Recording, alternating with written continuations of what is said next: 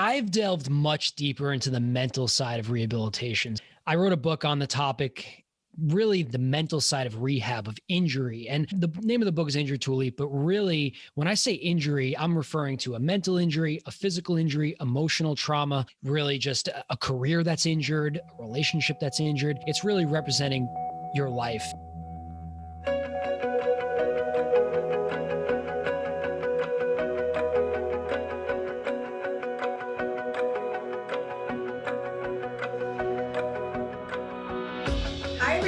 And welcome to another episode of Carpe Diem Living the Podcast. I'm your host, Shane Gitman, and today we are traveling all the way to New York, where Dr. David currently resides.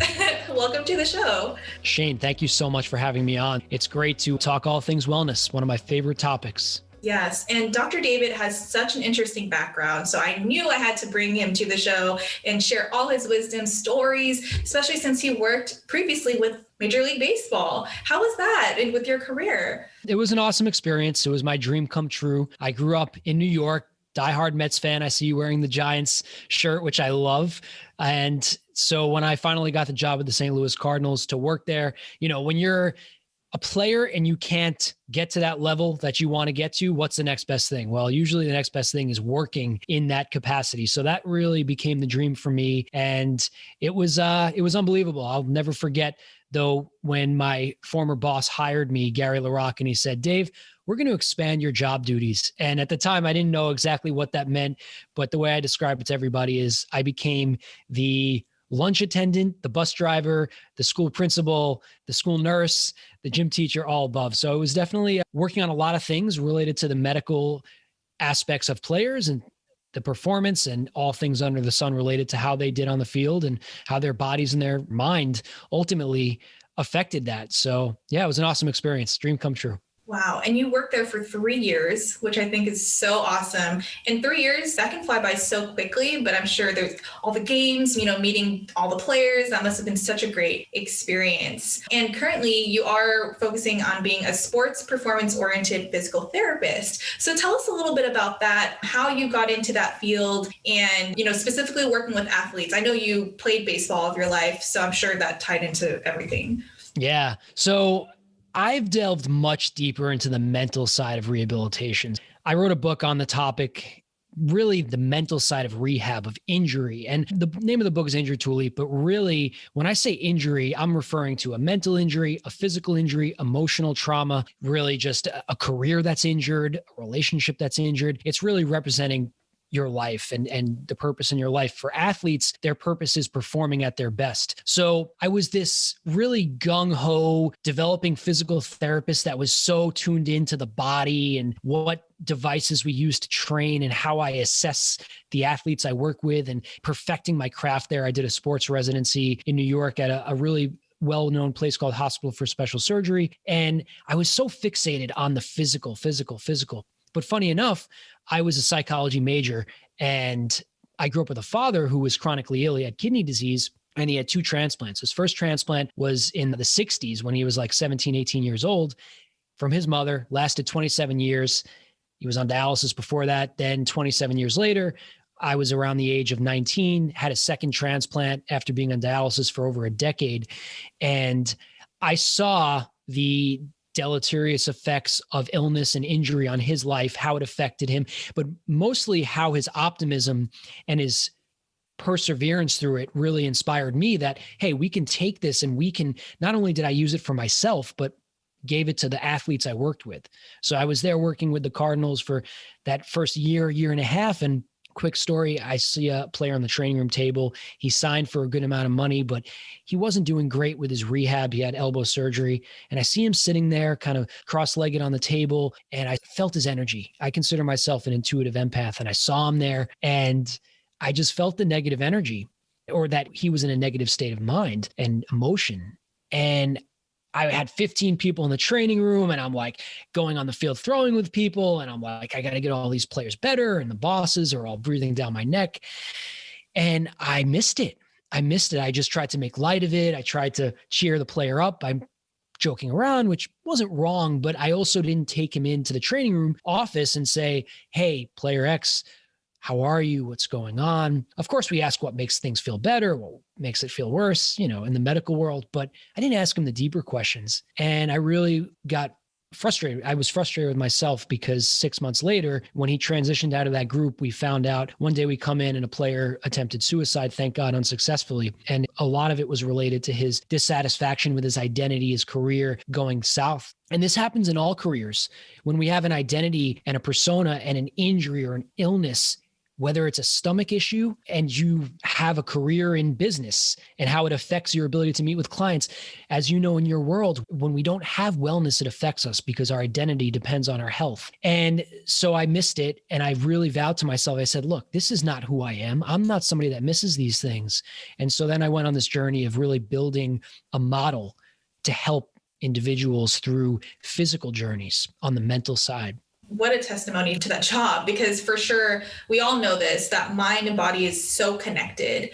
And, you identifying yourself as an intuitive empath, that's very powerful because a lot of people don't sense those things. But when you do, it's like, okay, how can I apply this to what I do for a living and with the people around me? And that's why I think it's so interesting to talk about this, especially with mental health, physical health with athletes, is because, right, they have all of this pressure on them to perform. There's pressure on everyone involved in the team. And then if they can't do that thing that they're good at, and that's their identity, who they see themselves as, it's hard to unplug and be like, well, wait, I'm human first, and I have to deal with these things before what my job is, and I have to get it right prior to that, because you do see it from, I'm not very sports centric. I know things here and there, and I have family members that are very active in these things, but I've noticed that when an athlete gets injured and they're forced to retire because they can no longer play, they kind of go through this spiral. And it's like, wow, we have to be very compassionate that they're going through this huge transition. Now it is the loss of identity. They're like, well, what do I do next? I'm known as this wide receiver for this team or point guard for this team. And it's just like, how do we get out of that feeling of stuck and to get back into wellness? So what a high pressuring job. I give you props for going through that.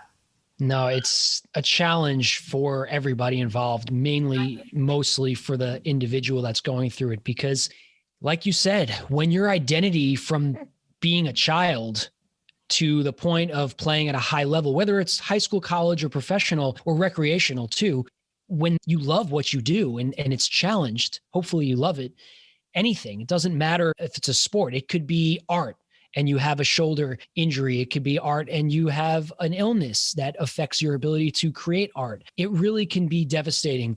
And that's where Injured to Elite, the book I wrote, talks about utilizing that opportunity to kind of reset, refocus, working through the piece of acceptance, which is always important, and then utilizing that as an opportunity in some way to grow. Because what I noticed was those that did grow through this, even their identities and adapted, were those that had a psychological flexibility, or as Carol Dweck has coined, a growth mindset. And of course, the book Grit by Angela Duckworth, revolutionary stuff.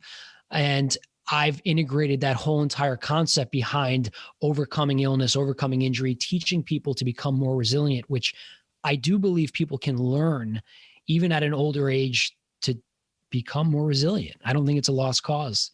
That's very true, because you can either learn it at a very young age because of life circumstances growing up, or, through, your career, because you're hit with all these challenges that you need to overcome. I'm just thinking back of my fondest memories of sports related things was in high school. I had friends that were on the football team, basketball team, and I just remember witnessing when one broke his foot or they break their arm and we're in prime time, we're trying to win the homecoming game. And you're just like, oh my gosh, how do we go with this? How do we handle it? And even my son's father, he actually had to take a break from playing baseball because he tore his rotator cuff. It is so devastating, and to go through the healing process. But I think, yes, when you're not only having to rebuild physically, but rebuild mentally, we have to connect the two. We have to put just as much emphasis on both in order to fully overcome and move on to the next chapter of their recovery. So that's great. So mental approach to physical rehabilitation, huge. So we're talking about wellness. We're talking about what you did professionally. So as an individual, what do you do on a daily basis for your own wellness, mental health. A lot of people meditate or they do certain things that just keep them on track. So what are those best practices for you? I love it, Shane. You're putting me on the spot. And that's good because this is where I could back it up. And, I practice what I preach. And I think to really backwards, I started on my own personal development journey as I was getting more into the mental side of the equation, which I would say happened back in 2016, 2017, when I met my mentor, John Denny, down in Jupiter, Florida. So John is a legend. John has spent a lot of time around elite surfers. Laird Hamilton is one that some of your listeners might know about, one of the biggest wave surfers out there. And John was in movies with him and kind of did a lot of work back in Hawaii. And so John was introduced to me by a guy by the name Damian Leroy, one of the world-renowned kite surfers. And so I'm walking around with Damo in the mall in Jupiter, Florida, and we run into John and his wife, Barry. And Damo's like, so just backstory, Damo was, I think it's hang gliding or Paris gliding. I forget which. He had to detach from his rig, whatever you call it. He ended up having to make a decision because it got tangled up his chute, if he was going to go into like the mangrove area of the beach or if he was going to go on the parking lot. He ends up surviving it, thank God, and detaching into the mangroves, breaks his hip, introduced to me, and I helped him a little bit with his rehab informally. And he introduced me to John, knowing that I'm in the physical therapy world, in the sports world. So John works with a lot of PGA Tour golfers, and he practices something called heart math, which, if you're not familiar with it, it works on coherence. So it uses the indicator of heart rate variability training to use conscious breathing and mindfulness to kind of work on recovery, work on performance. And so I met John at his office, and this was back in 2016. Funny enough, I met my good Indian friend in the off season the year before, and he goes and says, "Hey man, I want you to work on becoming more spiritual." And that was kind of like a back burner type of thing that like I was somewhat going towards. So then I meet John, and then it all just explodes. He puts me on the heart math system. He teaches me about this heart mind focus. And he's like, yeah, I teach this thing called the harmony exercise. And it was passed down to him from his mentor, Carol Ryder, who Carol was the astrologer to the stars in Los Angeles back in the 50s, the 60s, actors from Batman, and you'd find them at his parties.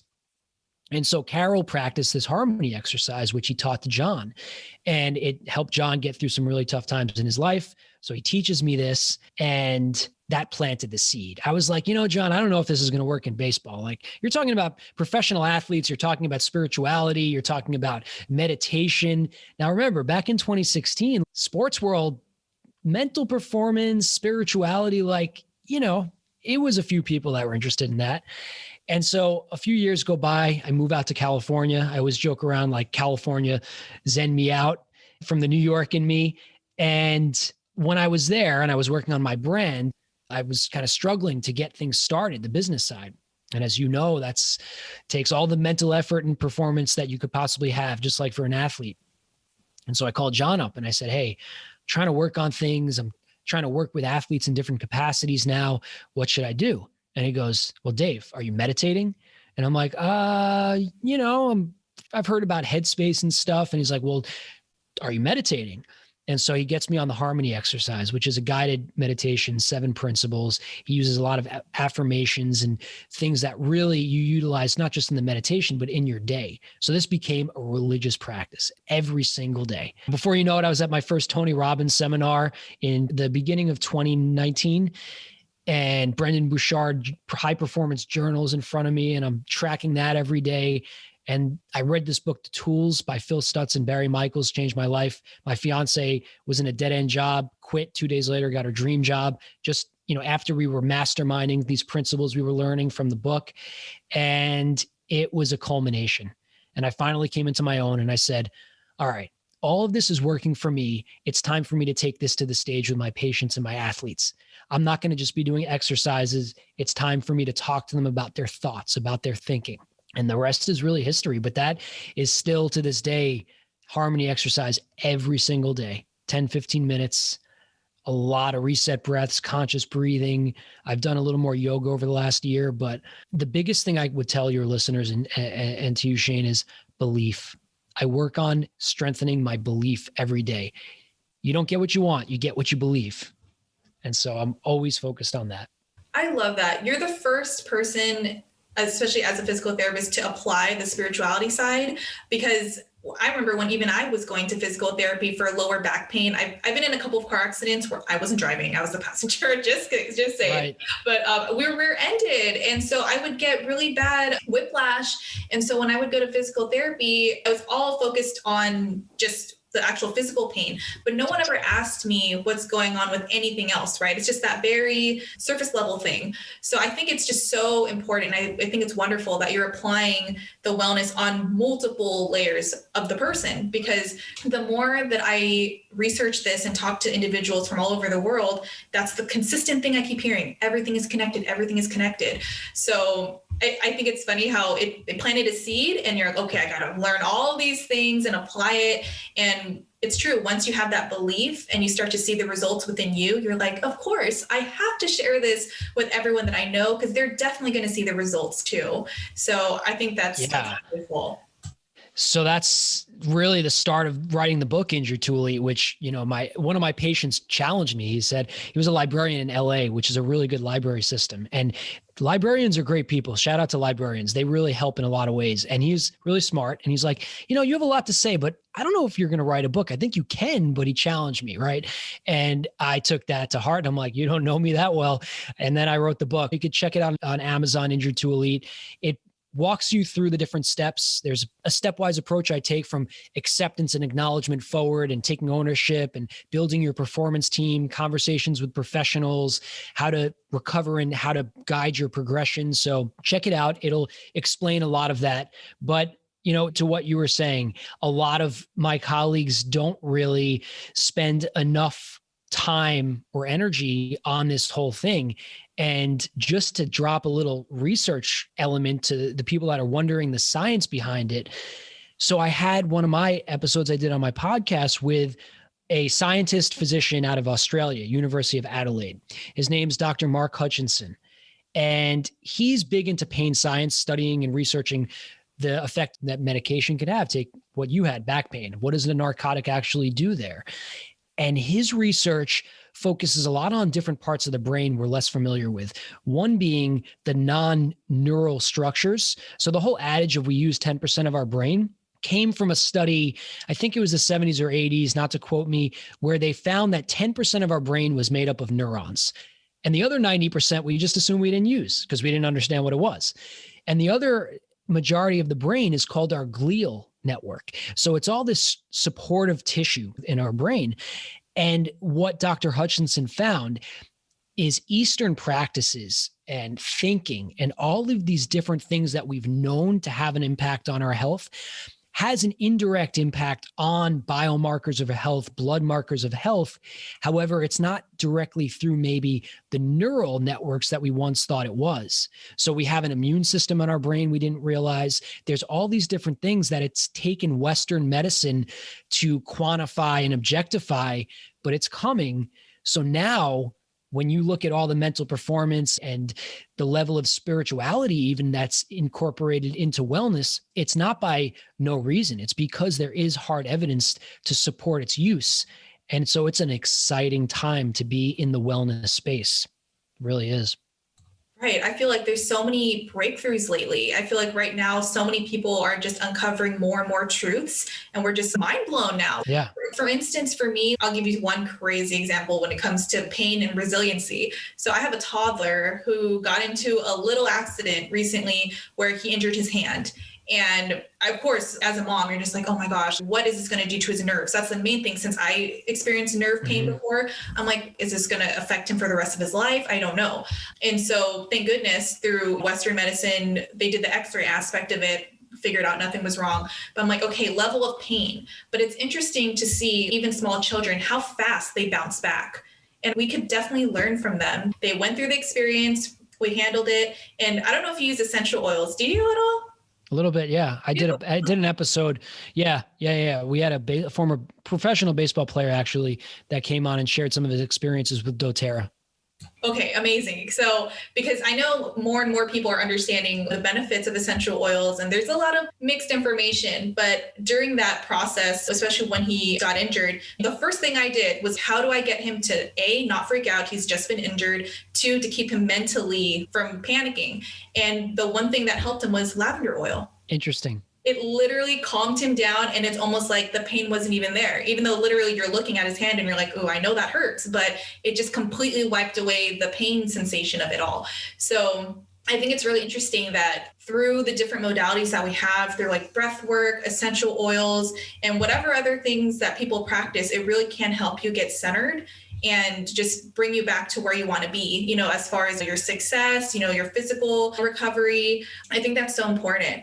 But right now during COVID, it's really hard to meet people, especially your clients. So you're currently working with people virtually, correct? Absolutely. Yes. So funny enough, before COVID hit, for the last few years prior to that, I was all working on getting virtual. I thought that was the big thing. I started an app back in 2012, a home-based exercise program where you take the video of your patient and upload it. And I was like, this is it. PTs thought I was crazy. 8 years later, if I actually was marketing it, it would have been insane, the amount of adoption, because everyone's trying to build their app now. But for me, I have leveraged this whole idea that, yes, I can talk to people about how they're feeling, the mental side, the emotional disclosure side. And I don't really need to rely on the physical movement, the physical soft tissue component. So I've been very comfortable getting into the flow of working with my patients virtually. And I've also more so recently working with developing professionals and students that are looking for coaching. So I actually really enjoy helping to spread my knowledge in the mental side of rehab so that others can really benefit. But it's been a great, I hate to say it that way, it's strange to say, but it's been a blessing in disguise because people are a little more accepting of working with me virtually. And it's not perfect. There's a lot of challenges. Sometimes I want to get my hands on the patient to be able to assess them better. And sometimes there's just a little bit of a wall still because there's even certain chemicals you don't release when you're looking at somebody through a screen, like oxytocin. That I was told that by a smarter person, but I think there's a lot of possibility. Who knows what it's like when we have virtual reality and things like that and augmented reality in 5 or 10 years. But right now I'm working with what I have, learning to be more resourceful. And for those out there listening, I would encourage you to just try to work with somebody virtually because it saves you time. It's convenient, keeps you safe through COVID, and it forces you to take a more active role. That's one of the biggest pieces I've found. No, that's so true because at least now, from what I'm noticing, people are actually like begging if they can't go into an office. They're like, "Well, will you at least do virtual?" And I'm like, "See how the roles have reversed." You know, send them my way. Yeah, no, seriously, because I just like the reach that we're experiencing right now because you can pay for Google ads, Facebook ads, but nothing beats now these virtual meetings that just give you so much flexibility. So I think that's wonderful for sure. So for someone that's dreaming the impossible, what is your biggest advice to those, especially people may be really discouraged right now? They're kind of unsure what direction to go just within their goals. So what would you tell them during just a piece of motivation? Yeah, great question. So I have a saying I use a lot lately, especially: titles are overrated, but our story is highly underrated. We all go into different professions, whether you're a naturopath or you're a physical therapist or osteopath, chiropractor, psychologist. All these titles give us a little scope of practice. They give us guidelines. They give us tools, but they can never replace our story. And all of us, before we became something through an academic program, a license, a certification, we just had a story, we had a vision, we were inspired by something. And I think that's where you start. You go back to that. You try never to forget what your why statement is, not to be cliche. And I think a lot of people jump ahead to, I want to be the perfect clinician and develop the perfect skill, or I want to build the perfect business. If you start with why you're building that business, why you're doing what it is you're doing. What was the person in your life? For me, it was my father that inspired you. If you connect back to that, I think it's a lot easier, number one, to be connected to the process and to go through the trials and tribulations. But the bigger thing, or the thing that glues it together for me, is this unwavering belief. I come back to the statement that I shared earlier. We don't get what we want, we get what we believe. And I truly think that is the key to success. I quote Will Smith a lot. He says, if you put me on a treadmill or somebody else next to him, either two things are going to happen. Either he's going to die running on that treadmill, or he's going to outrun the person next to him. And this is coming from one of the best actors of our generation, highly successful. And he really doesn't think it's the skill or the looks or any of that that got him where he is. He truly believes that it's his ability to be resilient, to be gritty, and to work really hard. And so for me, you have to have a belief that you are going to achieve the goal, that you should, that it's within you. And like you asked me before, what is my daily mental habit practice? Every single day, I have to reprogram my thoughts. It's a constant reprogramming of what I can do. And I believe that I am going to be the number one brand of helping others from a mental approach with rehabilitation. If I forget that one day and I just let it go, all right, today we'll just doubt myself a little bit. Well, that doubt can grow. And then that doubt, before you know it, metastasizes and you freeze. And when that happens, again, it's the same process. What's your anchor? What gets you back to your belief system and your reprogramming? For me, it's my harmony exercise I do every day, and that anchors me in. So you have to believe.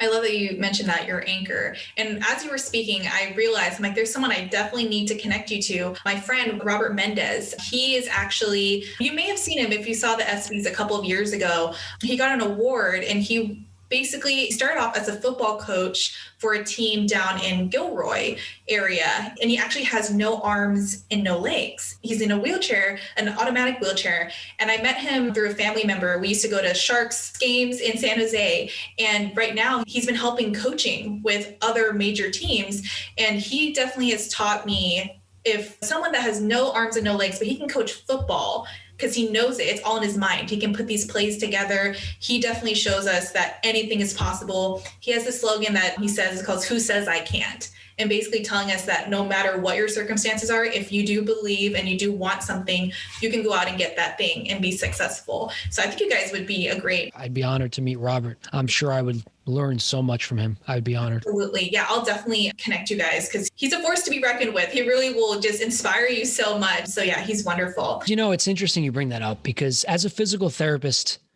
when I work with somebody who had an ACL tear or what have you, the one thing that sometimes they ask is, have you gone through this? Have you torn your ACL? Have you had back surgery? And there is always that one element. You'll never fully be able to feel everything every patient of yours ever had, whether you're a wellness coach or a business coach even. You'll never be able to fully understand every pain point that the person you work with has. But the crazy thing is that there are universal concepts that apply for this human brain of ours. And there's always differences, but the universal concepts of think good thoughts, however that happens, and addressing the motivation piece and figuring out anchors like we talked about, it doesn't really matter what your goal is, what you're trying to do. The human brain is awfully similar in all of us. I wish we all kind of acknowledge that more, you know? No, that's such a great point that you brought up, because it's true. Sometimes I have people in the holistic world. Have you ever had to get a blood transfusion? Have you ever broken a bone? And how did you heal from them? I can't speak on any of those things. Right. But I just know by utilizing the tools that are available to us, you can move past it, and it's going to be all part of your journey, your healing journey, and you will eventually get to the other side. So I think that's a wonderful point. So let's tell our listeners on where they can find you online and your book, Injured to Elite. I'm definitely going to snag a copy for myself. I love supporting my guests. And I'll send you a copy. Oh, okay. There you go. I would love to send you a signed copy, but everybody can get my book. Thank you so much, Shane. Amazon, quickest way. If you want through Prime, you don't have to go on my personal website. It'll take me longer to send it through snail mail, but go on Amazon, Injured to Elite. Just type it in. You could Google me, Injured to Elite. David Meyer, Injured to Elite alone will pop me up. Instagram is big for me. So Dave M. Meyer, DaveMMeyer. I'm pretty active on there. I try and post a lot. And also, just for those that, listen, Life is tough. COVID's tough. It's tough to make purchases right now. If you can't afford to buy the book, it's $24.99. But the first section of my audiobook, you can get for free at www.injuredtoelite.com/listen, LISTEN, and audiobook form. So for those out there that like that kind of thing. And I'll make sure all of Dr. David's links are in the description, and that way it's easy to find. And I do have one last question for you. Have you ever met Buster Posey? No, I haven't met Buster Posey yet. No, but I've seen him play quite a bit. He's pretty talented. And I'm sure over there in the Bay Area, he's got a pretty good reputation. I just had to ask, being a Giants fan, just to throw in a joke. But I'm trying to think if I met any Giants. I was a big fan of Tim Lincecum. I never met him, but I was always really impressed by his presence on the mound. For not a very big player, he really proved that it's not all about size. But Tim Lincecum, shout out to him in the Bay Area. Yes, shout out to the Giants. Well, thank you all so much for tuning in. Thank you, Dr. David, for coming onto the show today, and we'll catch you all next time. Thank you, Shane.